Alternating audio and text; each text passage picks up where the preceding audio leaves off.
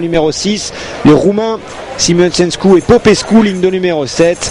Voilà pour les grands favoris, avec peut-être aussi Sliwinski et Wozinski, les Polonais, ligne de numéro 3.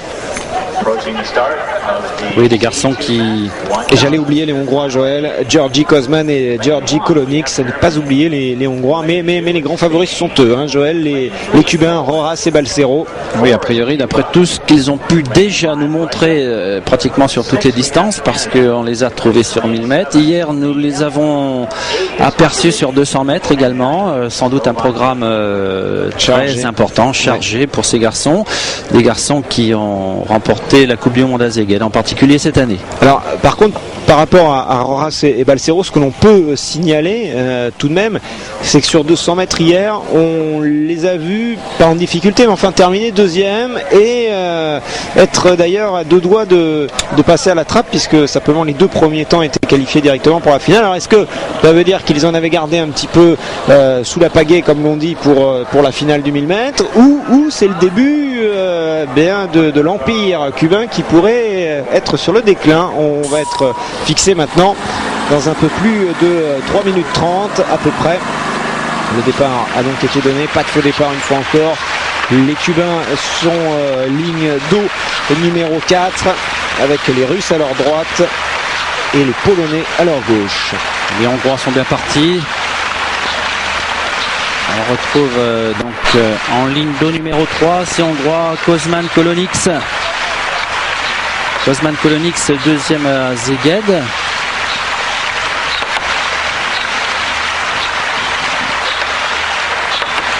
Et pour le moment, en tous les cas, ligne d'eau numéro 5, il y a les Russes, les Polonais également très très bien positionnés, et les Espagnols, les frères Garcia qui sont là aussi dans le trio. Et ce qui est surprenant, c'est que les Cubains ne sont pas dans la course pour l'instant. Ah, ils sont loin, oula, ils sont très très loin, ils sont 8e les Cubains. Rojas et Balcero en grosse difficulté, alors que les Polonais mènent pour le moment cette finale avec à leur côté les Russes Kovalev et Kostoglod.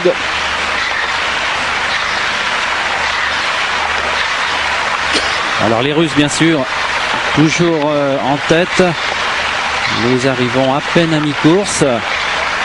Alors là aussi, question de stratégie sur cette distance de 1000 mètres. Faudra-t-il rester devant? Pour l'instant, plusieurs embarcations pratiquement sur la même ligne. Une course qui s'annonce très incertaine dans cette catégorie, en sachant que les Roumains, par exemple, ont réalisé de très belles performances cette année. Premier à Zagreb en particulier, Simonescu et Popescu. Et pour l'instant, en tous les cas, les Roumains sont 4e, les Russes sont devant les Polonais 2e à une demi-seconde, les Espagnols 3e, les Cubains seront remontés à la 6e place. Le temps pour nous, tout de même, Joël, de rappeler le mode de qualification pour les JO d'Athènes. Oui, dans ces catégories, les 6 premiers offriront un billet à leur nation pour les Jeux Olympiques. Les 6 premiers, à l'exception donc des kayaks, comme nous vous le disions tout à l'heure, où il y en aura 7 chez les filles et 8 chez les garçons. Dans toutes les autres catégories, les 6 premiers sur ces championnats du monde, du moins, permettront aux nations d'aller aux JO. Et Kovalev et Kostoglod, les Russes sont en train de s'échapper, de s'envoler, peut-être vers la médaille d'or. Les Polonais accrochent pour le moment, en tous les cas, l'argent, et les Espagnols le bronze. Au passage aux 750 mètres, donc les Russes devant, les Polonais en deuxième position, les Roumains 3e, les Hongrois 4e, les Espagnols 5e, les Cubains 6e.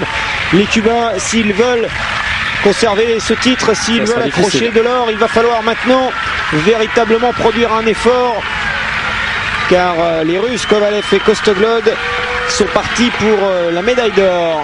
Allez, c'est le moment de tout lâcher, maintenant c'est la fin de course. Il reste à peine 30 secondes de course. Les équipages qui vont prétendre à une médaille vont venir maintenant fournir leur dernier coup de pagaie. Attention, ligne de numéro 7, les Roumains sont en train de produire un effort. Ils remontent petit à petit, centimètre après centimètre. Ils grappillent et ils mangent. Ils sont en train de prendre le dessus sur le bateau russe qui est en perdition, en difficulté en tous les cas. Les Roumains, regardez l'effort. Quelle bagarre. Ils vont s'imposer peut-être sur le fil. La Roumanie ou la Russie ou la Roumanie.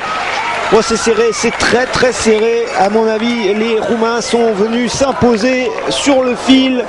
grâce à un dernier coup de pagaie dans le temps qui a projeté sans doute leur bateau plus rapidement sur la ligne que les Russes.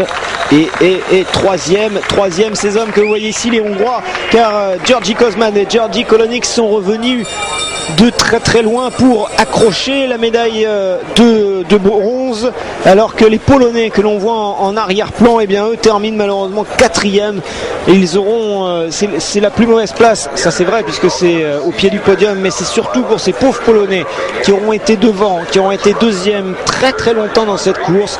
Ils terminent 4e. Quant à Roras et Balsero, les Cubains, ils sont 5e, Joël.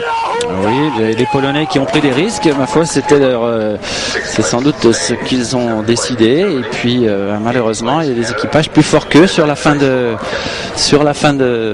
course.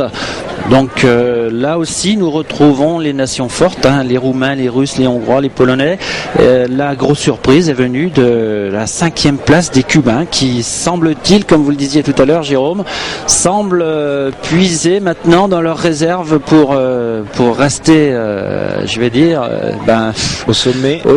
C'est compliqué. C'est compliqué pour eux. Et regardez le geste, il est superbe, ce geste de György Kozman qui fait signe à Kolonix, son compatriote. 3, oui, on est 3. Les Hongrois décrochent donc la médaille de bronze, médaille d'argent pour l'équipage russe, Kovalev et Kostoglod, et les Roumains, Simionsescu et Popescu, qui ont réalisé véritablement une fin de course somptueuse, décrochent